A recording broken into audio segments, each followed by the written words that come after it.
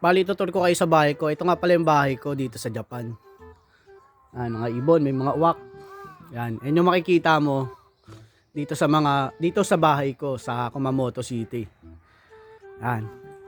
Bali yung mga bahay dito, ang lalaki, 'di ba? Tingnan niyo, pansinin niyo, ang lalaki, 'di ba? Pero yung laman niyan, dalawa tatlo lang. Dalawa tatlo lang yung laman niyan. Parang normal lang sa kanila yung New Year dito.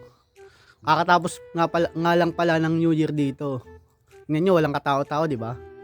Kaya minsan, talagang yung tulog ko, ang sarap eh. Kasi sa Pinas, alam mo nyo naman sa Pinas, mahirap na lang magsalita. Dito, tahimik. Ako lang yata maingay dito. Charot! Yan yung bahay ko. Bali, second floor siya. Solo lang ako dyan. Bali, yan yung company namin sa Totoso. Up and down yung bahay ko dito. Laki ng babayaran ko nito. Yan, mailbox ko. Saka, syempre, pag nakalimutan ko yung susi, tayo sa loob. Yan. Minsan, pag may gawa kami na talagang on the spot, dyan, minsan natutulog si boss. To ni boss? Office. Bali, sa taas yung kwarto ko. Yan, di ba? Buksan natin yung ilaw para makita nyo. Ang laki ng TV. Hindi ako gumagamit dyan. May TV rin ako doon sa taas eh. Yan, syempre. Ito yung CR ko. Yan yung CR ko.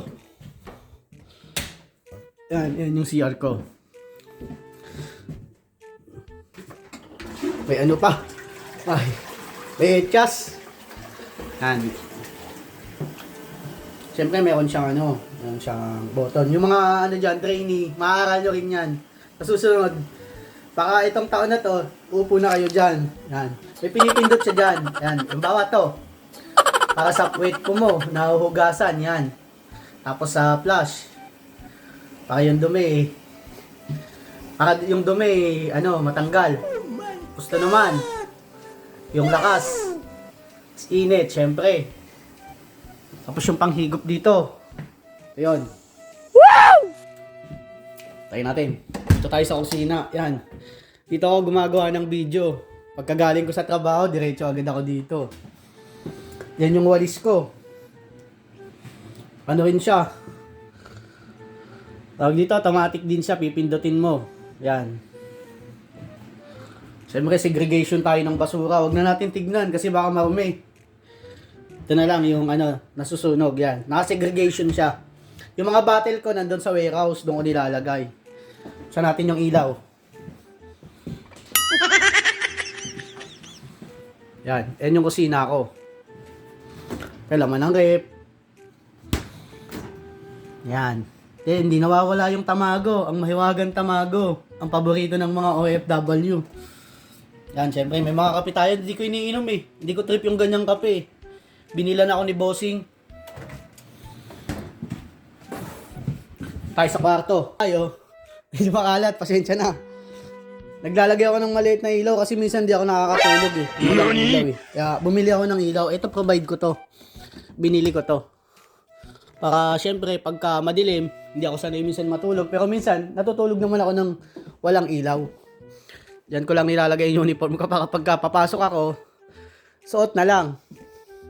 Yung maleta ko kasi meron siyang dyan, meron siyang bintana. Nilagay ko diyan yung maleta ko para syempre para pagka umaga syempre maliwanag. Kahit papaano na aanuhan niya.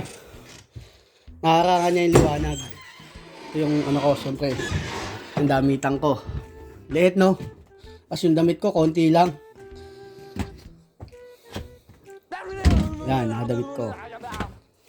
Siyempre may TV rin ako dito. Doon sa baba, hindi ko pinakikialaman yung TV doon eh. Sabi nga ni boss, pwede ko naman daw gamitin yun. Sabi ko, yoko ba, masira ko pa yan eh.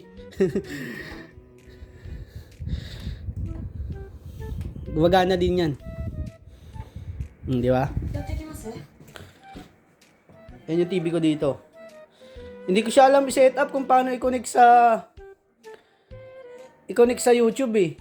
Nahihirapan ako kasi naka-kanji eh. Tina-translate ko naman siya pero nahihirapan ako eh. Inayos-ayos ko siya eh. Kaso baka masira ako eh. Ayan, may heater din ako dito. Tapos may isa pa akong heater dito. Itong table na yan, may ano tayo, may... minsan dyan ako natutulog kapag sobrang lamig. May heater kasi yan, oh. Yan, yung kanji niya. Pag itong nakaway na kanji, ibig sabihin yan, open. Pag ito naman na kanji na to, ibig sabihin yan, close, no. Ibig sabihin yan, patay. Hindi yata nakikita yan. Pag yung kanji na yan, nakaganyan, ibig sabihin naka-close. Pag ito naman, pag yung nakaway na kanji, ibig sabihin niya naka-open. Po syempre, yan yung higaan ko. Pero hindi mawawala yan, baong ko yan. Pampalakas ko dito, di ba? Katoliko tayo eh. Yan. Segregation naman siya. Syempre, laman ng mga mga medyas. Tignan, nakita nyo pa yung sukat ko. Yan, documents. Walang laman. Yan, maraming tawas, di ba? Hindi kasi ako gumagamit ng Rexona, nag-yellow kasi sa t-shirt.